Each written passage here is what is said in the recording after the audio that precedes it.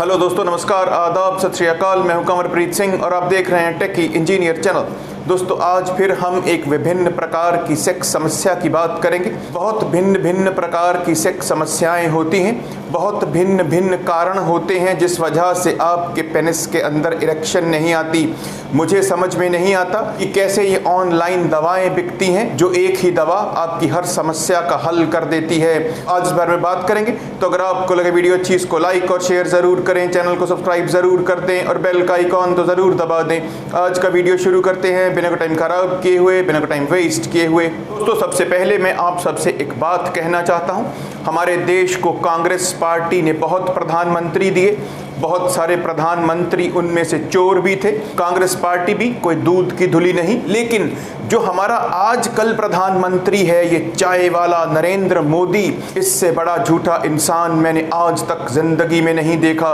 नरेंद्र मोदी 2-3 दिन पहले कुत्ते की तरह भौंक रहा था कि उसने स्वामीनाथन कमीशन के हिसाब से किसानों की एमएसपी फाइनल की है। अगर नरेंद्र मोदी ने स्वामीनाथन कमीशन के हिसाब से किसानों की एमएसपी फाइनल की हो तो मैं ये बात पब्लिकली कह रहा हूं। मैं श्री नरेंद्र मोदी जो हमारे देश के प्रधानमंत्री हैं, मैं उनके चरण धो धो कर पीऊंगा। मैं उनसे पब्लिकली अपने इन शब्दों के लिए माफी मांगूंगा। इतना सफेद झूठ, इतना कोरा झूठ, हर चीज की कोई हद होती है। जो गेहूं की नाथन कमीशन के फॉर्मूले के हिसाब से गेहूं या चावल की एमएसपी ऐसे डिक्लेयर नहीं की जाती। जो किसान का खर्च आता है उस खर्च को कैलकुलेट किया जाता है और उसको 50% बढ़ाकर एमएसपी डिक्लेयर की जाती है। अब मुझे समझ में नहीं आता कि मोदी जी के कौन से फॉर्मूले हैं जिस हिसाब से उन्होंने 50 रुपए के हिसाब से एमएसपी को बढ़ा दिया है।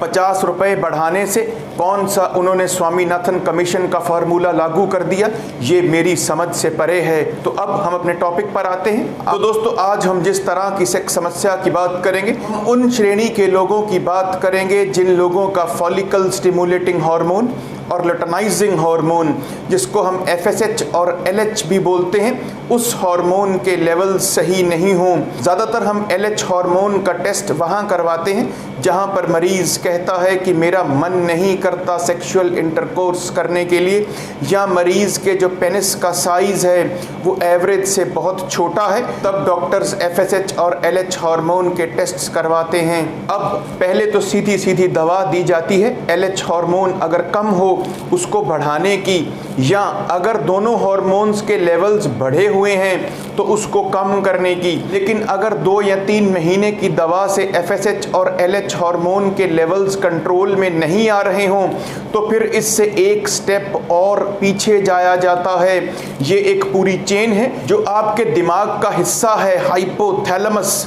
फिर हम हाइपोथैलेमस के टेस्ट्स कराते हैं। हाइपोथैलेमस एक हार्मोन रिलीज करता है जिसको GnRH बोलते हैं, गोनाडोट्रोपिन रिलीजिंग हार्मोन। जो GnRH हार्मोन है वो सिग्नल देता है आपके पिट्यूटरी ग्लैंड को कि वो एफएसएच और एलएच हार्मोन रिलीज करें, और जो आपका एलएच हार्मोन है वो आपके टेस्टीज को, आपके अंडकोश को सिग्नल देता है कि जो मेल सेक्स हार्मोन है टेस्टोस्टेरोन, वो उसको रिलीज करें। टेस्टोस्टेरोन ही वो हार्मोन है जो जिम्मेदार है आपकी बेड के अंदर बढ़िया सेक्सुअल परफॉर्मेंस के लिए।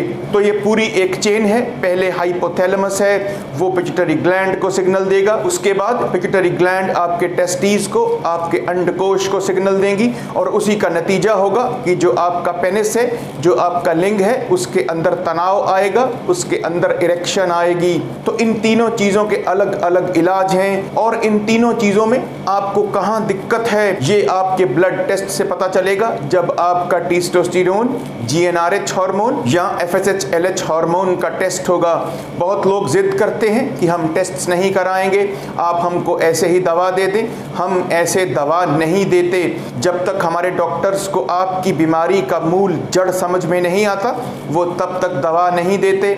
इसलिए ऐसी बेवकूफ़ी कतई नहीं करें पहले अपनी बीमारी की मूल जड़ को समझें और फिर दवा खाएं। जरूरत पड़े तो आपको अपने पिट्यूटरी ग्लैंड की एमआरआई या अपने हाइपोथैलेमस की एमआरआई भी करवानी पड़ सकती है। तो इसलिए समझदार बने, सही दवा खाएं, गलत दवा नहीं खाएं। तो आगे आपकी मर्जी है। अगर आपको लगे वीडियो अच्छी, इसको लाइक और शेयर जरूर करें, चैनल को सब्सक्राइब जरूर कर दें और बेल का आइकॉन तो जरूर दबा दें। तब तक के लिए शब्बा खैर, नमस्कार, वंदे मातरम।